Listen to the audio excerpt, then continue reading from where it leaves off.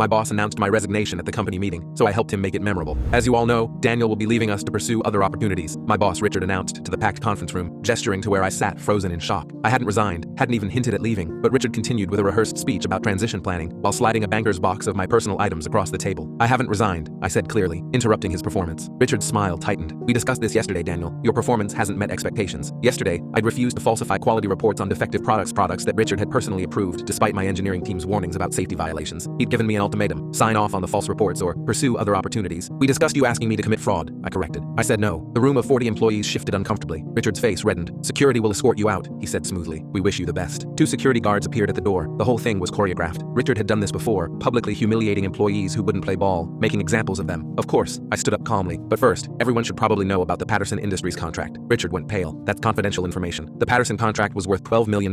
Richard pushed through a shipment of products with a 40% failure rate, ignoring my reports. The first batch had already been installed in medical equipment. You're violating your NDA, Richard threatened. Actually, whistleblower protections override NDAs when public safety is involved. My lawyer confirmed that yesterday, right after you tried to fire me. The room was dead silent. Several people were discreetly recording on their phones. Security, remove him now, Richard barked. Sure, but first, who wants to see the email where Richard offered me a $50,000 bonus to keep quiet? Richard lunged for my laptop. I stepped back, holding it high. I've already forwarded everything to the FDA, the Consumer Protection Bureau, and the entire board of directors, including your creative accounting on the Williamson project. The Williamson project. Richard had skimmed $2 million in consulting fees to his brother's fake company. I discovered it while documenting the Patterson fraud. You're destroying this company, Richard shouted. No, I'm saving it from you, and probably saving lives. I pulled out my phone and hit send on a pre-written email. There, every employee just received the full documentation. Decide for yourselves if you want to work for someone who risks killing patients to make quarterly bonuses. Phones buzzed throughout the room. People gasped and murmurs grew louder. Oh, I added. And Richard, remember when you made me work through my father's funeral because deadlines don't care about dead relatives? The team remembered. They've been documenting everything you've done for the past 2 years. What team? Richard's voice cracked. 8 engineers stood up simultaneously. We're all resigning, Sarah, my lead developer, announced. Effective immediately. You can't all quit. We have contracts. Actually, Tom from legal stood up. I'm resigning too, and as my last act, I should inform you that coordinated resignations aren't illegal. Neither is reporting federal crimes. Richard looked around desperately. His secretary, Paula, was packing her desk. The head of quality control was putting on his coat. The entire engineering department was walking out. You planned this, Richard accused me. I planned to do my job ethically. You planned to fire me for it. Everyone else just made their own choices after seeing the evidence. By now, half the room was leaving. Richard stood alone. His big dramatic firing turned into a mass exodus. The board will sue all of you. The board, I said, pulling up my phone, just responded to my email. They want to see you in the executive conference room. Now. Richard's phone rang. He looked at it, then at me, then at the nearly empty room. This isn't over, he said. You're right. The FDA investigation is just beginning. I walked out, but not alone. 23 employees left with me that day. We started our own firm 2 months later with 3 of Richard's former clients who'd been horrified by the fraud. Richard was arrested 6 weeks later. The defective products were recalled before anyone was hurt. The company survived under new management. At Richard's sentencing, he had to sit through victim impact statements from the hospitals that had nearly used his defective equipment. The judge gave him 5 years. I sent him a card in prison. Pursuing other opportunities. Hope you are too. He never replied.